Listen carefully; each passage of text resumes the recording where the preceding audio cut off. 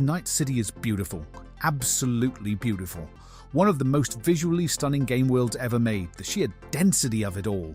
The towering mega buildings, the endless layers of roads, the glowing advertisements visible from kilometers away. That's incredible. I've decided I want to find the single best view in all of Night City. So fire up your Sandevistan, because this is NoClip Nomad. In an earlier video, I mentioned the large number of vistas present in the game, areas made to be visually impressive. Usually, vistas serve one of two purposes. The first is practical. They show the player where they're going next. How am I going to climb to the top of this structure? The second purpose is emotional, a reward. You finally climb the mountain or emerge from a dungeon and the game says, look how far you've come. But Cyberpunk's vistas are interesting because many of the best ones aren't part of quests at all. They're hidden up on rooftops, suspended walkways, inaccessible balconies, maintenance platforms, places that feel like they were once intended to be traversed. So today, I'm hunting for the best view of Night City.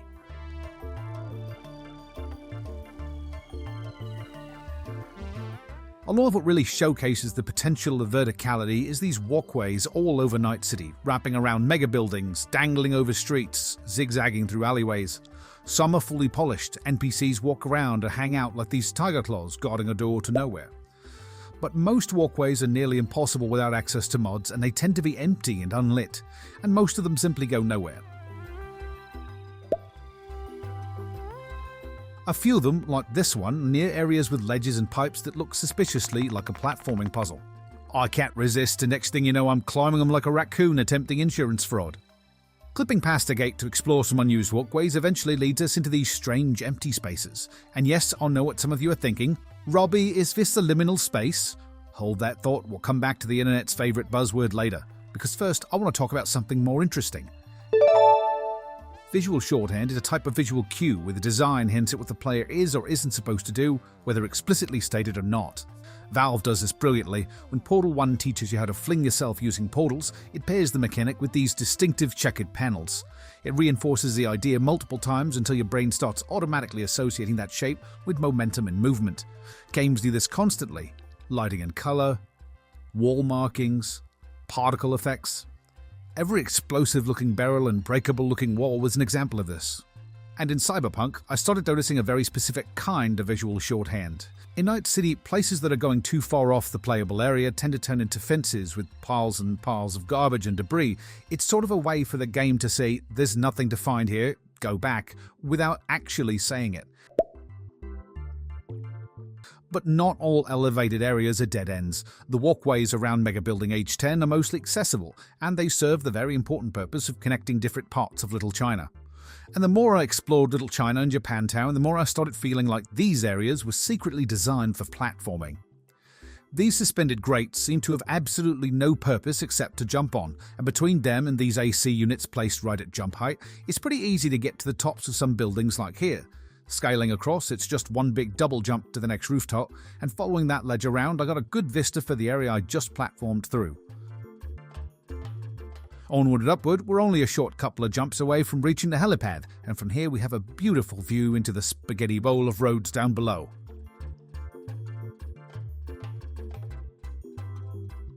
Nearby there's some balconies that you can follow around to some areas behind the buildings. These spaces really do give me that backrooms feel, but again, they definitely seem like a blockout for something else that might have been designed later. These overhangs, for example, are set up at just the right distance to make scaling them very easy. Eventually, you can emerge on this rooftop, and from there you're just a few short jumps away from this large tank. With some careful double jumps and a willingness to fall to your death 600 billion times, you can actually reach the top of this massive tank. And let me just say, the vista from here is pretty satisfying. The city unfolded before you into pathways you never explicitly told existed. And honestly, I kinda love that, because even if the developers never intended players to fully traverse these routes, the architecture itself encourages experimentation. One area I was curious to look at is these elevators out front of the Militech Building in Plaza. Each one is blocked by a gate, which is usually a promising sign when you're a professional trespassing bean can. I have this one mod called Unlock Night City 2 by Prius31OL that's really useful here. This mod allows you to open any door in the game as long as that door has the code and animations to allow it to be unlocked. This is a useful quick identifier for doors that potentially lead to cut areas. The other thing this mod does is allow you to activate any lift in the game, but again, only if that lift was already coded to act like one at some point. Using this mod in the Militech Building's lift reveals that it does in fact have floors coded in it, but they're not named. Pressing the button to go up, it actually rises before stopping, but the door opens to a wall. But don't give up now, because clipping through that wall takes us here to this unfinished but fully furnished lobby for the Militech Building. There's waiting room chairs, weapons and glass cases on the wall, even a flathead in a storage container. There's also a lootable bag with actual items in it, which is usually a strong sign that this area was once intended to be explored legitimately. Nearby stairs are blocked by an invisible wall, but we can clip through that and head upstairs to this massive AV bay. While there's no AVs coming in or out, we can clamber across to the edge and look down on Corpo Plaza. From here, I started to realise something. At street level, Night City feels crowded, loud, chaotic, human, but from above, it starts feeling mechanical and abstract. The people disappear, the traffic becomes flowing lines of light. The higher you climb, the less Night City feels like a place people live, and more like a machine. And let's not forget, this is the view from the top, the CEOs and movers and shakers of Night City. Their view from above is so great that they themselves end up detached from humanity. And you get a little glimpse of this yourself during the heist. V and Jackie's room at the Konpeki Hotel gives an incredible view of the Arasaka waterfront as the sun goes down. A view you presumably share with Yorinobu Arasaka just hours before he murders his father. It seems notable here to have this incredible view overlooking the Arasaka Empire right when you and Jackie are debating while Yorinobu decided to leave Arasaka and form a street gang. What do you think? Why'd you give it all up? Of course, if we're talking about elevated views, I have to mention the Black Sapphire Casino from Phantom Liberty DLC. This place is gorgeous. It's so serene. It gives this feeling of detachment from the city while still remaining connected to it. The lights never really let you forget where you are. As an aside, you ever wonder how incredible shots like this in Cyberpunk are even possible? I mean, just look at all these rooms. How is my computer not constantly on fire?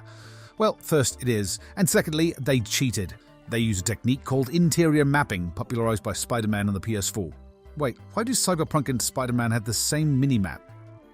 Anyway, if you want to do reflections in a scene like the zillion and a half shiny objects in Night City, one of the ways you can optimize is using a cube map like this. A cube map is a 2D texture made to be viewed in 3D, like using 6 images arranged in a cube shape. Then, by defining a border and edges, a thing called a box projection, you can make that reflection look more correct, and I promise this will be important later. It's a really easy way to have a lot of reflective surfaces without frying a graphics card. But you can also use a cube map to tell a surface to pretend like it's a mirror reflecting a room that isn't there, and that's basically what interior mapping does.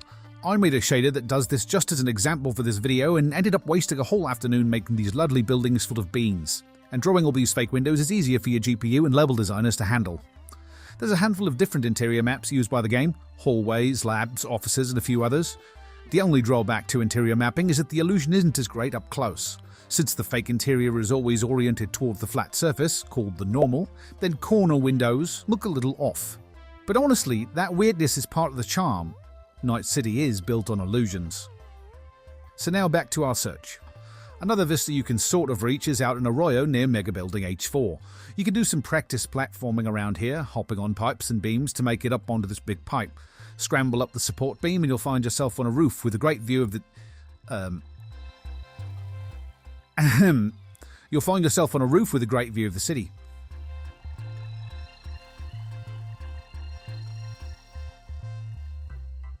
Not every good vista requires you to scale a building. A few really good views are only a stroll down the street.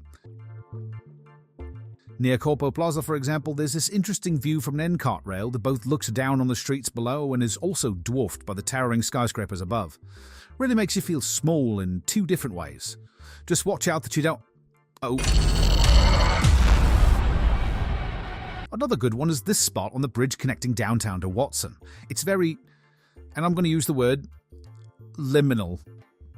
Okay, short tangent here. The internet has sort of flattened the word liminal into meaning empty, spooky room, but liminal spaces are all about being a temporary place, somewhere you're meant to move through rather than inhabit. Hallways, parking lots, bus stations, and this bridge with nobody around. Just the sound of distant traffic, the glow of the city beyond it. It feels profoundly liminal to me. There's loads of condos and flats in Night City too, and I've visited most of them to try and find the best views. Honestly, there are enough of them for an entirely separate video, but I want to highlight two of them. First is V's mention from one of the game's endings, which also serves as David and Lucy's place in Cyberpunk Edge Runners. Yep, that sofa's the one that David sat his bare bottom on. Try not to think about it. The view from this apartment is very nice, though it's not significantly different from the view outside V's normal apartment. It makes me wonder if that's intentional, but the difference between a scrappy working merc and a Night City legend isn't really that much of a difference at all. It'll be all right, V. You'll see.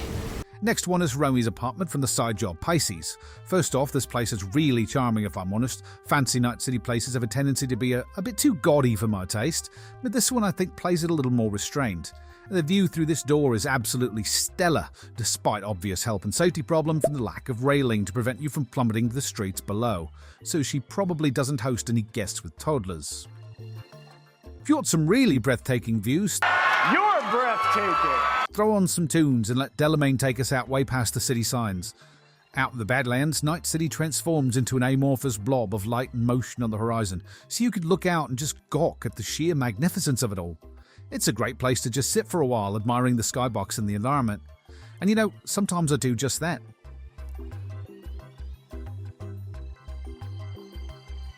There are some lookout points out there too. In a recent short, I located the location of this shot from Cyberpunk official trailer, and it's an actual place here on the side of a climbing road.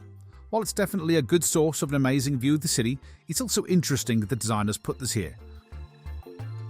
Also on the city's edges is the Coronado Dam overlooking Santo Domingo, and is another location I found from the Cyberpunk trailer.